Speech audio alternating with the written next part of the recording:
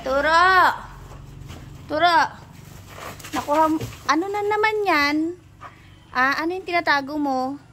Ano yung nasa gilid? Walang to, sako. Sako, pakita nga. Hindi, tatapon ko na to. Wait lang, parang gumagalaw-galaw pa yan kanina nung nakita ko eh. Hindi gumagalaw yan. Tignan mo. Tignan mo, gumagalaw. Anong laman yan?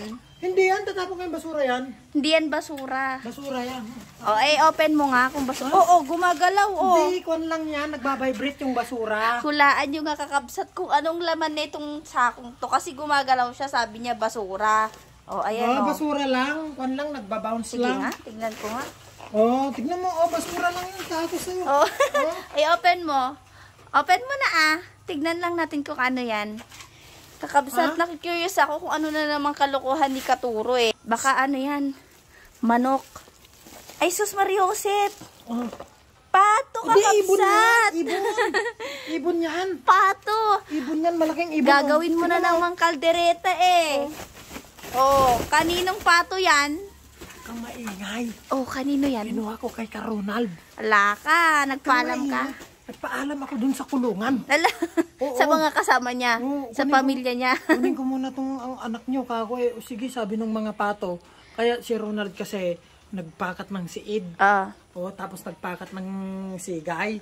Wala siya. Nauulam ako. Ulam natin yan ngayong gabi? Oo. Tignan mo Tignan mo, Tignan nyo kakabsat ang laman-laman, Basura na ako kasi. Ano yan? Adobo o kaldereta? Adobo. Adobohin mo? Ito sana, si Karachuchi sana. Anong karachuchi? Ayan si Karachuchi sana. Maliit pa naman. Maliit pa yung mga yan. Mga laro ko yan. Laruan ko. Grabe naman yung laruan mo. May pagkain na din sila, Dalawa lang kasi kami ni Katuro kakabsat. So, dalawa lang kami mag-uulam niyang pato. Dalawa yung aso, dalawa yung manok. Tatlo tayo, si Siya pa.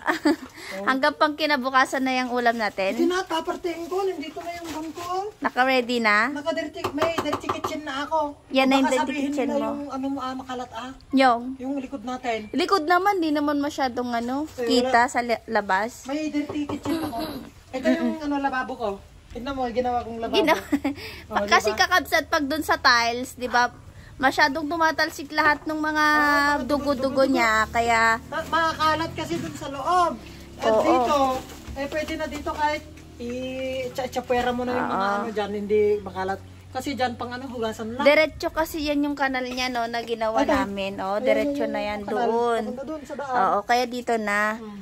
Siyempre, dito na rin ton kami mag-iihaw-ihaw. Di ba, Mal? Diyan mag-ihaw-ihaw tayo dyan. So, kakabsat, i-comment ninyo kung anong masarap ang luto ng pato.